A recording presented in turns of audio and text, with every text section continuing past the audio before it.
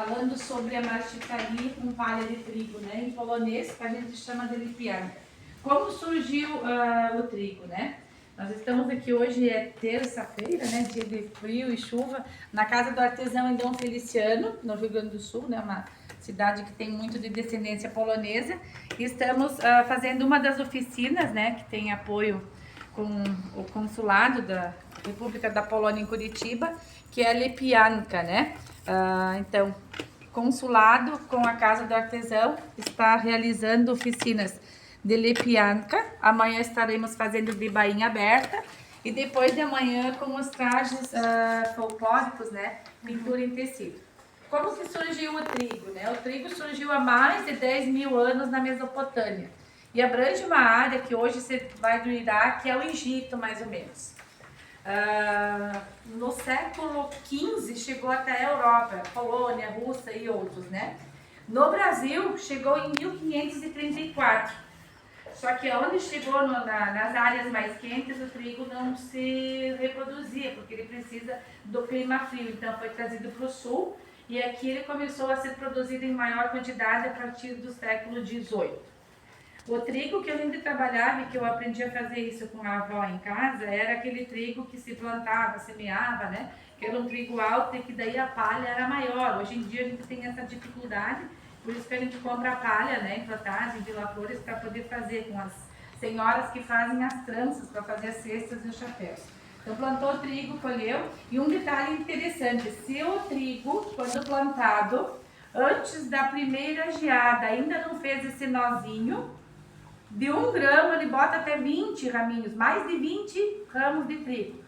Se deu a geada após ter feito esse nozinho, ele vai pôr bem menos, 1 ou 2 espiguinhas só. Então, quando se planta o trigo na época do inverno, se antes de fazer na primeira crescida dele, ainda não fez esse primeiro ou segundo nozinho, ele, como eu dizer, ele perfia o pé, ele faz muito assim, né? E senão ele produz menos. Então, quando que é plantio, que dá o inverno rigoroso, antes de fazer isso aqui, dá aquela fartura de trigo, né? Então, tem essas peculiaridades aí, né?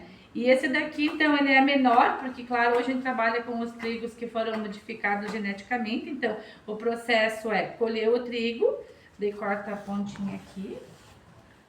Olha que meu dedo aqui, ó. Pode cortar. Daí a gente quebra de que tem esse nozinho aqui. E puxa, e daí esse aqui vai pro lixo e aqui tá a palha do trigo.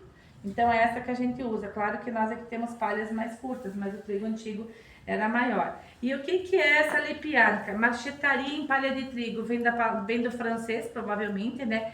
Que é adornar móveis, caixas, objetos de madeira, principalmente, né? De madeira, com palha de trigo, com lasquinhas finas de madeira, de cascas de árvores e assim por diante. Por isso que se diz marchetaria, né?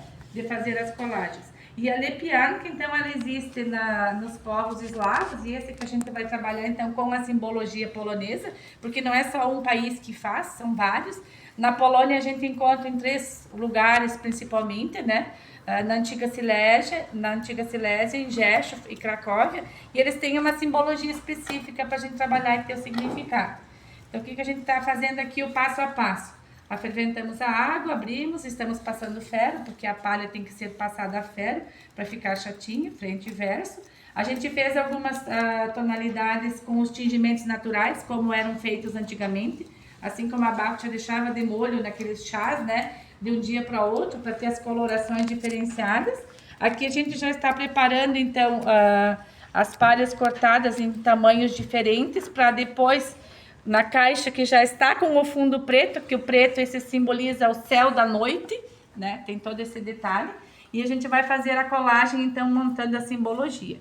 Então, é um artesanato eslavo, mas esse, no caso, é com a simbologia polonesa, que nós vamos fazer aí para enriquecer o artesanato aqui de Dom Feliciano, né? Já estão fazendo bordados, já estão fazendo os pisanki, estão fazendo as lalkas polonesas, né? Agora mais 3 técnicas, então, nessa semana em parceria da Casa do Artesão com o Consulado Geral da República da Polônia em Curitiba. Depois a gente vai fazer umas postagens de algumas fotos, né, das etapas do trabalho, né? E também do trabalho pronto com vocês. A última das etapas, então, vai ser envernizar as peças.